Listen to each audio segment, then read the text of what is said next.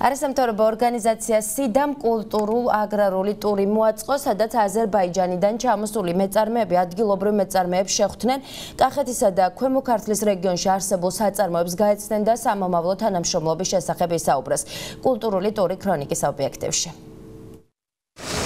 დღეს ჩვენი გადამღები ჯგუფი კახეთში ყვარლის რაიონში იმყოფება, სადაც არასამთავრობო ორგანიზაცია სიდას მიერ ორგანიზებულ კულტურულ აგრარულ ტურის ფარგლებში აზერბაიჯანისა და ქართული დელეგაციის წარმომადგენლები ამ რეგიონში მცხოვრები მეწარმეების და საწარმოების ფუნქციონირებას ეცნობიან.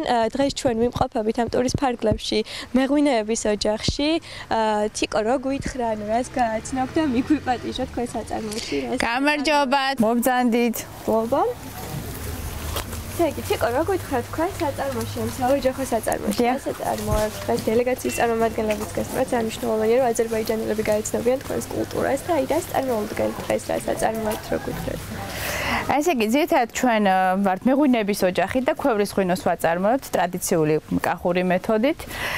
გარდა ამისა, ჩვენ გვაქვს სხვადასხვა ჟანრის ტურიზმი, ასე ვთქვათ, ეს არის აგროტურიზმი, ღვინის ტურიზმი, გასტროტურიზმი, ეკოტურიზმი და ასე შემდეგ. ამ შემთხვევაში ჩვენ ვაჩვენებთ, როგორ ვაწარმოებთ ღვინოს და ერთი ჩვეულებრივი კახური ოჯახის ყოფა ცხოვრებას თავისი სამზარეულოთი.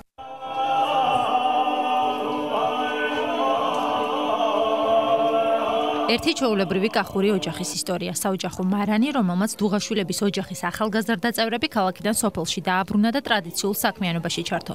როგორც მეღვინეების ოჯახში იხსენებენ, ღვინის საწარმოს შექმნის იდეა რამდენიმე წლის წინ გაჩნდა და კახური ოჯახის ყოველდღიური საქმიანობა ქვევრის ღვინის საწარმოთ და სხვადასხვა სახის ტურიზმის მიმართულებით განვითარდა. ჩვენ ძალიან აქტიური ცხოვრება გქონდა ხოლმე თბილისში, მაგრამ ეხლა უფრო აქტიურად ცხოვრობთ სოფელში.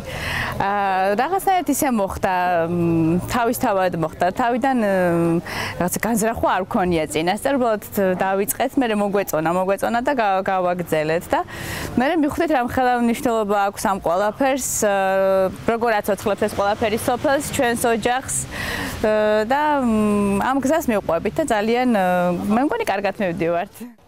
მეზობელი ქვეყნის ახალგაზრდა მეწარმეები ხილბოსნეულის საწარმოსაც ესტუმრნენ და მათ საქმიანობას ადგილზე გაეცნენ. აქ 2009 წლიდან პროფესიული სასწავლებელი ფუნქციონირებს და პროფესორებთან ერთად სტუდენტები 18 სახეობის კონსერვს აწარმოებენ, მათ შორის მურაბებს, კომპოტებს, ჯემებს, მარინადებს, საწებლებსა და ნატურალურ წვენებს. აზერბაიჯანელმა მეწარმეებმა ქართული საოჯახო სამზარეულოსა და ხილბოსნეულის დაკონსერვების შესახებაც მიიღეს ინფორმაცია, მოინახულეს პროფესიული სასწავლებლის ბაზაზე არსებული ღვინის მარანი და თაფლის გადამამუშავებელი საწარმო.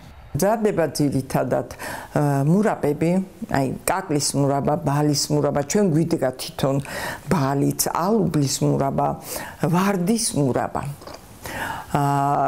შემდეგ ჯემები, ატამი, ქლიავი, ვაშლი და ძალიან დიდი მოთხოვნადი არის კიდევ საწებელები. ტომატის საწებელა, ტყემლის საწებელა, სხვადასხვა დაფასოებაში, კომპოტები ძალიან სხვადასხვა, აი გარგარი, ქლიავი, ვაშლი, მსხალი და ასე შემდეგ. თურქელა კარგად უნდა ჩავწიროთ და ვაღაზი ამოვიდეს. კულტურულ აგრარული ტური ქვემო ქართლის რეგიონში მდებარე ტკბილეულის საწარმოს მონახულები დასრულდა. მშობლების სახლში დაწყებული ჩურჩხელების პატარა საწარმო ამ დროისთვის უკვე მრავალი სახეობის ქართულ ნატურალურ ტკბილეულ საწარმოებს. დოქტორ ჯორჯიას პოპულარიზაცია პირველი არომატული ღვინის შავი ალბასის დამზადებიდან დაიწყო, რასაც შემდეგში ღვინისათვის განკუთვნილი სადეგუსტაციო დესერტის შექმნა მოჰყვა. ამ დროისთვის კი დოქტორ ჯორჯია განსაკუთრებული მეთოდით დამზადებულ ჩურჩხელას, მთვრალი მსხლის ჭირს, სოკოს ტრიუფელებს, ჭირიან შოკოლადს, შოკოლადში ამოვლებულ ჩურჩხელებს, სოკო ტრუფელის კანფეტებსა და არომა ჩაის აწარმოებს. თუმცა მწირი ბიუჯეტის გამო პროდუქტის რეალიზაცია საქართველოში ვერ ხორციელდება.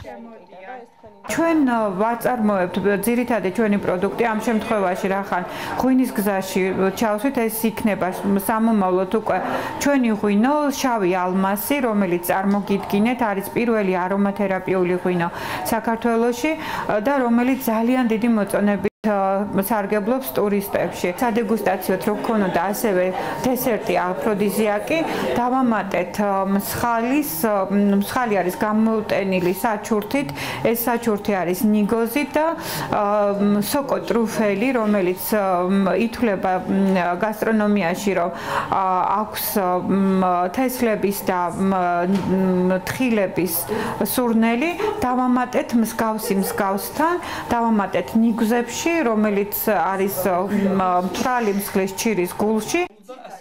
აზერბაიჯანიდან ჩამოსული დელეგაციის წარმომადგენლები და მეწარმეები ჩვენს კამერებთან ხილბოსტნეულისა და ტკბილეულის საწარმოს ფუნქციონირებას, ყურძნის მოყვანასა და ღვინის დამზადების ტექნიკას აფასებენ და აცხადებენ, რომ საქართველოში აგრარული კულტურა საინტერესო და ეგზოტიკურია. დელეგაციის წარმომადგენლები სამომავლო გეგმებსაც გვიმხენენ. სპეციფიკური აღელები საქართველოში გატარებული დღეები იყო ძალიან ნაყოფიერი, აქ ძალიან საინტერესო და სასიამოვნო გარემოა. ჩვენ ტრანსსასაზღვრო თანამშრომლობის პროექტში ვართ ჩართული, რაც მიზნად ისახავს ამ ორი ქვეყნის ახალგაზრდა მეწარმეების გაცნობას და ერთობლივი სამომავლო გეგმების დასახვას. ჩვენ ტურის ფარგლებში ადგილზე გავეცანით ღვინის წარმოებას, დაწურვას, დადუღებას, ეს ყველაფერი კი ჩვენთვის წარმოადგენს ერთგვარ ეგზოტიკას. ვთვლი, რომ ბევრი რამ გვაქვს სასწავლი ქართველი მეწარმეებისგან და იმედი მაქვს შემდგომი თანამშრომლობის. მე გახლავართ მე ვენახე აზერბაიჯანიდან, მაქვს ჩემი მცირე ბიზნესი, მომყავს არასაღვინე ჯიშის ყურძენი. ახლა კი ვფიქრობ, რომ თქვენგან უნდა ვისწავლო საღვინე ჯიშის ყურძნის მოყვანა და მისგან ღვინის დამზადება. ამისთვის კი ვგეგმავ გამოუშვა სტაჟიორი, რომელიც ღვინის დამზადების ტექნიკას შეისწავლის. როგორც არასამთავრობო ორგანიზაცია სიდაში განმარტავენ, პროექტის ახალგაზრდა მეწარმეების სინერგია ქსელი საქართველოსა და აზერბაიჯანის ტრანსსასაზღვრო თანამშრომლობისთვის ადგილობრივი მეწარმეების პოტენციალის გაცნობას, ორი მეზობელი ქვეყნის მეწარმეების დაახლოებასა და გამოცდილების გაზიარებას ისახავს მიზნად.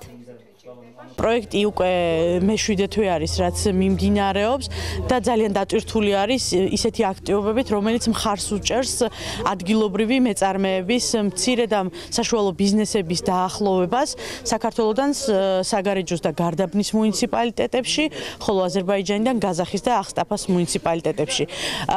ეს მორიგი ღონისძიება გახლავთ, ტური პროექტის სამიზნე მუნიციპალიტეტების მეწარმეების დასახლებლად, პირდაპირ კომუნიკაციის გასამყარებლად და იმ საერთო ინტერესების გამოსავლენად. ტურის ფარგლებში აზერბაიჯანის დელეგაციის წევრებმა საქართველოს ისტორიულ-კულტურული ღირსშესანიშნაობებიც მოინახულეს.